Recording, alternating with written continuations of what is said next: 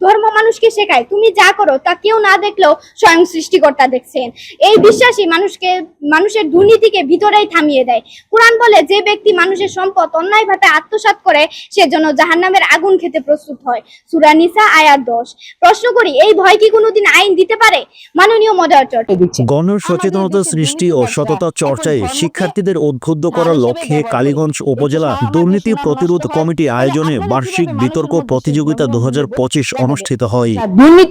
বাংলাদেশ দুর্নীতি দমন কমিশন গাজীপুর আন্ত স্কুল বিতর্ক প্রতিযোগিতা কালীগঞ্জ গাজীপুর রোজ মঙ্গলবার 22/4/2025 কালীগঞ্জ উপজেলার জামালপুর ইউনিয়নের ঐতিহাসিক চুপাইড উচ্চ বিদ্যালয় স্কুলে এই বিতর্ক প্রতিযোগিতা অনুষ্ঠানটি অনুষ্ঠিত হয়। আজকের বিতর্কের বিষয় নির্ধারিত হয়েছে প্রতিরোধ নয়, ধর্মই দুর্নীতি নির্মূলের কার্যকর উপায়।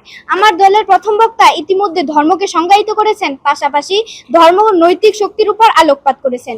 এখন আমি দ্বিতীয় বক্তা হিসেবে উপস্থাপন করতে চাই কেন প্রতিরোধ ব্যর্থ এবং ধর্মই সঠিক পথ।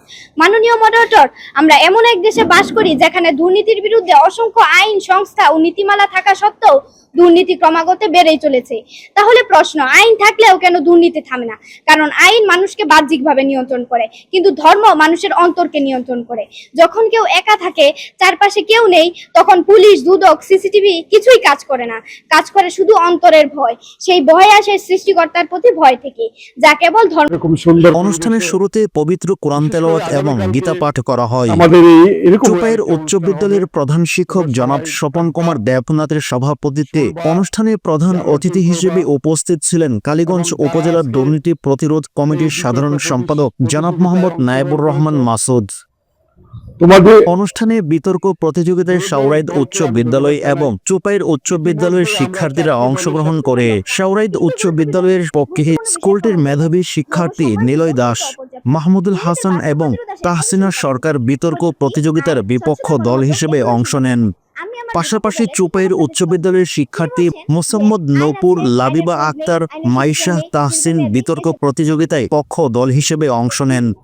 এ সময় পক্ষ দল এবং বিপক্ষ দলের শিক্ষার্থীরা ধর্মই দুর্নীতি নির্মূলের কার্যকর উপায় এবং প্রতিরোধী দুর্নীতি নির্মূলের কার্যকর উপায় বলে উপস্থিত নেতৃবৃন্দ এবং স্কুল শিক্ষক, শিক্ষিকা এবং ছাত্রছাত্রীদের সম্মুখে এই যুক্তি তর্কগুলো তুলে ধরেন।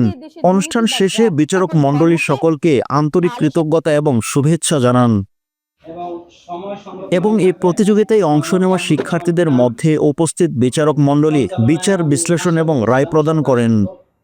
উক্ত বিচারক মণ্ডলীর রায়ে চুপাইয়ের উচ্চ বিদ্যালয়কে বিজয়ী ঘোষণা করা হয়। এ সময় উপস্থিত নেতৃবৃন্দ শাওরাইদ উচ্চ বিদ্যালয়ের শিক্ষার্থীদেরকে পরবর্তী বিতর্ক প্রতিযোগিতায় অংশ নিয়ে প্রথম স্থান অধিকার করবে এই আশাও পুনর্ব্যক্ত করেন।